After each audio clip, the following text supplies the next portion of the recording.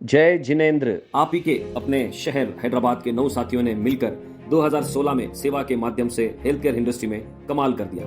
जैसे कि आपको पता है कि मेडिकल बिल्स और ट्रीटमेंट आज बहुत महंगे होते जा रहे हैं। इसको ध्यान में रखकर इन 9 साथियों ने जैन रिलीफ फाउंडेशन की नींव रखी और इस संस्था ने एक हेल्थ कार्ड बनाने का प्लान किया। और ये JRF health card health care industry में जैसे कि hospital, diagnostic centres, physiotherapy centres, eye hospital, dental clinics, health and wellness centres, इन जगहों पर कार्ड दिखाने से ट्रीटमेंट में प्रायोरिटी और डिस्काउंट मिले, इस सोच के साथ जब वो आगे बढ़े तब उनके पास मात्र 64 मेंबर्स ही थे।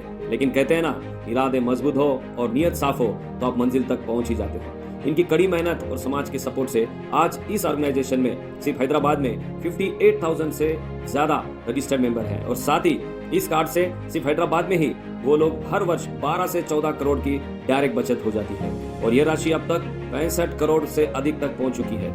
इस कार्ड से साधु साध्वी जी की सेवा करने का भी मौका उन्हें मिला। जो भी साधु साध्वी जी चातुर्मास के समय हैदराबाद आते हैं तो उनके स्वास्थ्य परीक्षण का भी लाभ लिया जाता है। कई साधु साध्वी जी ने इस सेवा को हैदराबाद के साथ दूसरे अन्य शहरों एवं राज्यों में भी शुरू करने के लिए प्रेरित किया।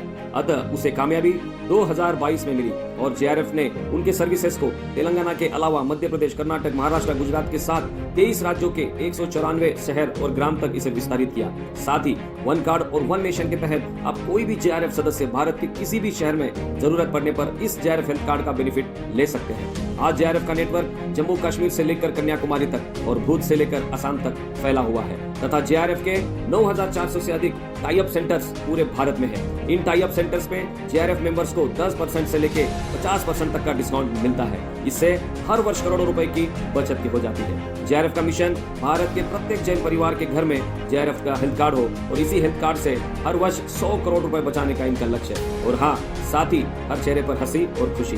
इन 9 साथियों की मेहनत ने उनको कई अचीवमेंट्स भी दिए हैं, जैसे कि कोविड में 2 बार सबसे पहला क्वारंटाइन सेंटर अपोलो हॉस्पिटल के साथ स्थापित किया।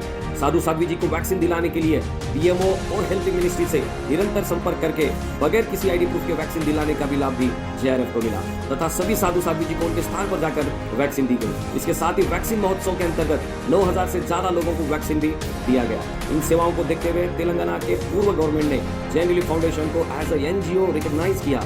लॉन्चिंग की कड़ी में गुजरात के चीफ मिनिस्टर श्री भूपेंद्र जी पटेल ने भी जेआरएफ के कार्य की सराहना करते हुए शुभकामना संदेश दिया। और इनके लिए एक और बहुत बड़ी उपलब्धि ये भी रही कि इनके निरंतर प्रयास से हैदराबाद से पावन तीर्थ समेत शिखर जी के लिए भी एक डायरेक्ट रेल सेवा की शुरुआत हुई। अगर इनसे कोई पूछता है कि आप इतने जुनून के साथ कैसे काम करते हो तो ये बताते हैं कि हमारी एक ही लाइन है जो हमसे काम करवाती है और वो है रुकने का नहीं, थकने का नहीं। ये सिलसिला सिर्फ यही नहीं रुकने वाला है, आने वाले समय में इनके कई सारे प्रोजेक्ट्स हैं जो हेल्थ सेक्टर में जैनों के लिए रेवोल्यूशनरी साबित होगा। अब इनकी मेहनत को अगर देखें तो वह लाइन याद आती है कि जो पानी से नहाता है वो लिबास बदलता है और जो पसीने से नहाता है वो इतिहास बदलता है।